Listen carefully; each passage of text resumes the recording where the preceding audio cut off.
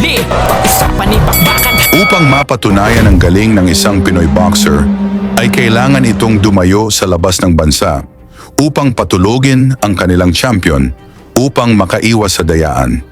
ต้องตีกันเชียร์ครับสเต็ปภูเก็ตไปไหนจบเกมเลยครับ Katulad na lang nitong isang matapang na mandirigma mula Davao City ang biglang ginulat ang boxing world.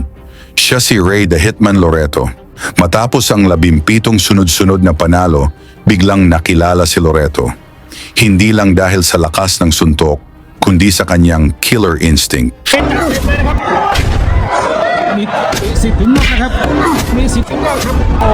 May kartadang 25 panalo, 17 knockouts, at naging Pan-Asian Light Flyweight Champion matapos patulugin ang Thai boxer na si Somporn Seeta sa mismong teritoryo ng kalaban sa Thailand.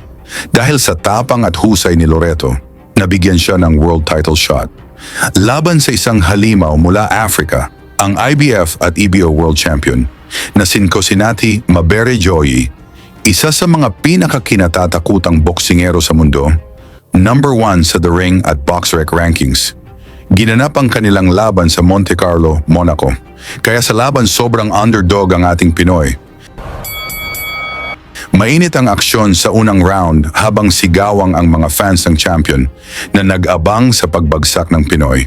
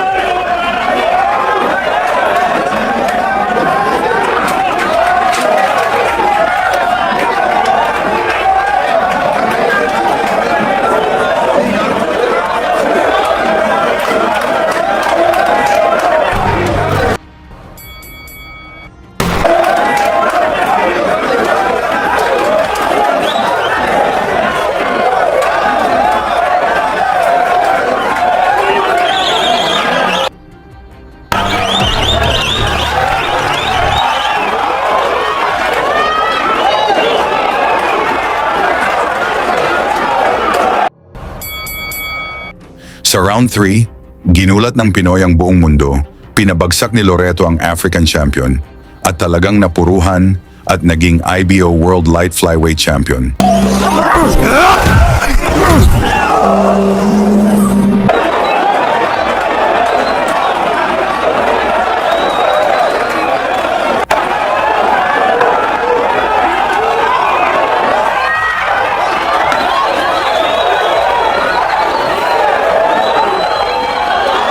Pero hindi natanggap ng kampo ni Joey ang kanyang pagkatalo.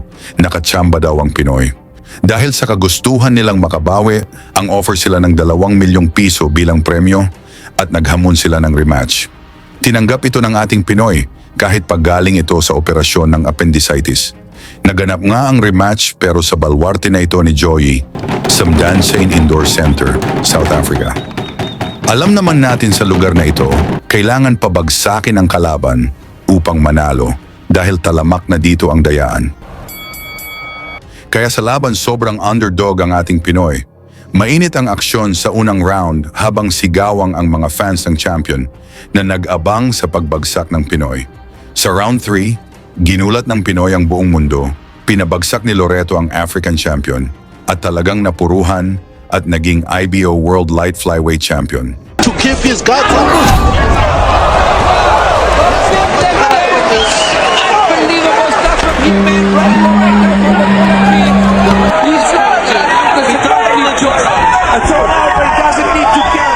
Pero hindi natanggap ng kampo ni Joey ang kanyang pagkatalo.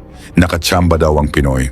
Dahil sa kagustuhan nilang makabawi, ang offer sila ng 2 milyong piso bilang premyo at naghamon sila ng rematch. Tinanggap ito ng ating Pinoy kahit paggaling ito sa operasyon ng appendicitis. Naganap nga ang rematch pero sa balwarte na ito ni Joey sa Mdantsane Indoor Center, South Africa. Alam naman natin sa lugar na ito, kailangan pabagsakin ang kalaban upang manalo dahil talamak na dito ang dayaan. Pagbukas pa lang ng round, ang African fans sumisigaw, umaasang matutumba ang Pinoy. Pero kalmado si Loreto na humanap lang ng magandang timing.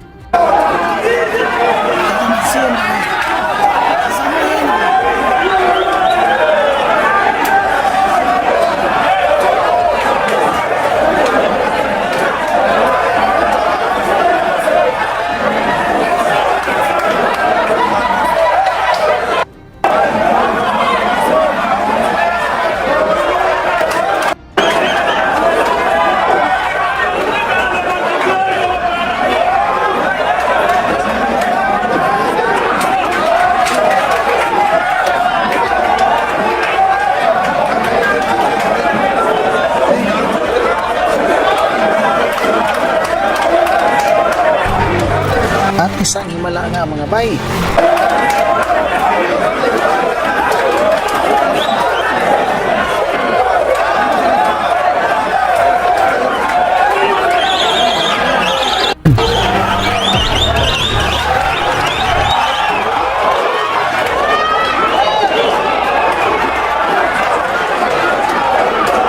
Sa kalagitnaan ng round, tumama ang malalakas na kaliwa ni Loreto. Bagsak si Joy at kahit nakatayo pa, lutang na ang kaluluwa nito.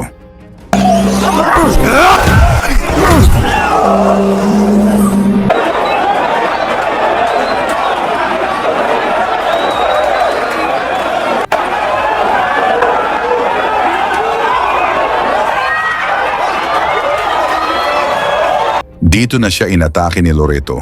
Bagsak ulit ang Aprikano at inawat na ng referee ang laban.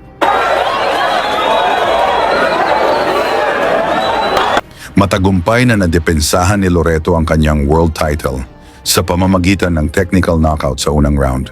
Para makabawi ang Aprikano, tinakas na manager ni Joey ang premyong 2 milyong piso. Isang malaking iskandalo. Nagsampa ng reklamo ang kampo ni Loreto kasama ang Games and Amusements Board laban sa promoter sa Africa. Pero sa kasamaang palad, hindi na nakuha ni Loreto ang kanyang premyo. Anong masasabi niyo sa ginawa ng mga Aprikano sa ating kababayan? Ilagay niyo sa baba. Basahin ko yan isa't isa. Lagi niyong sundan, huwag magpapahuli.